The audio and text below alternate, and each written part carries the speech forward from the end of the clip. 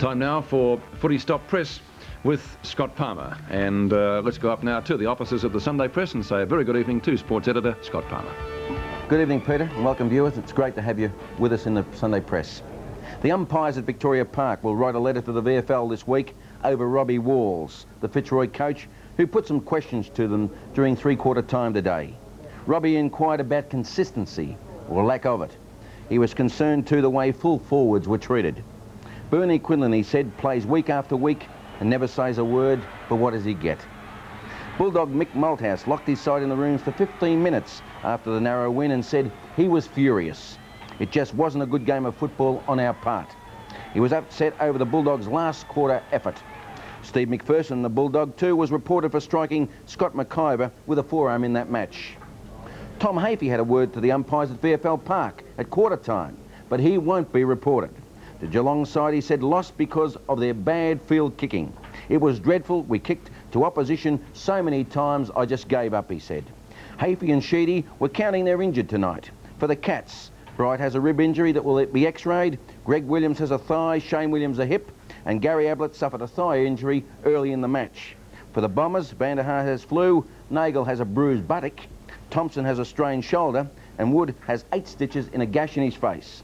Sheedy said it was one of the toughest games the Bombers had played this year, and he said Geelong could cause a lot of problems if they make the finals.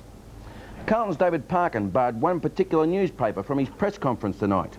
One of the big dailies who suggested the Blues were after the Fitzroy star Paul Roos. He was livid and said he would like the club to receive an apology for that. But Parkin was fairly satisfied with the win over the Tigers, just fairly.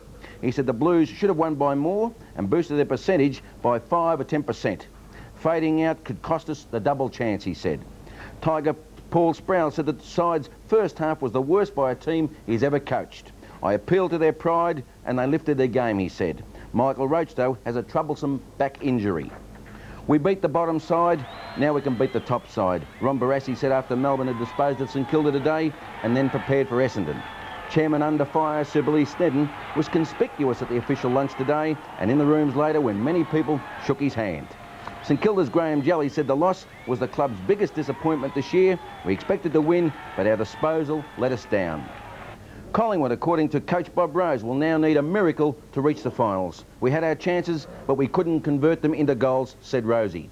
2 of his players were reported during the process today. Mike Richardson for willfully wasting time, and young Manson, who came on to replace Brian Taylor, was booked for striking Russell Morris, the Hawthorn player.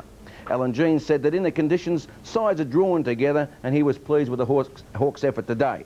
Knights came off just because the conditions were dangerous, and Lethal Lee's 4 goals after half-time showed that he was back to good form. Ayres, though, has a groin injury. Back to you, Peter, and before I go, I'd like to wish the South Melbourne Districts Football Club all the best tomorrow. Okay, Scotty, we'll go along with those remarks. And don't forget, also tomorrow, a bigger game in Sydney. The Sydney Swans take on North Melbourne. The Swans playing fairly good football at the moment. Remember, they started well against Carlton last week. North Melbourne have hit what we might term a rough patch. North must win. The 5 unchanged after today, and it should be, I think, a great match, and you'll see that live on 7 and associated stations from 2 o'clock tomorrow. We'll take a break. Back with more action in just a moment. Carlton shape up for September. Next on 7's Big League.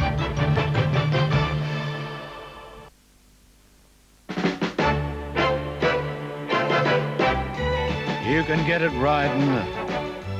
You can get it sliding. You can feel it coming on about 4. A hard-earned thirst needs a big cold beer. And the best cold beer is Vic. Vic Bitter. You can get it in a hole or up a pole. You can get it doing nothing at all.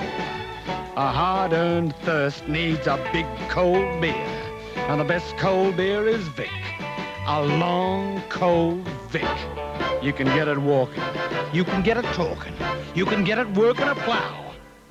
Matter of fact, I got it now. A hard-earned thirst needs a big cold beer. And the best cold beer is Vic. Victoria Bitter.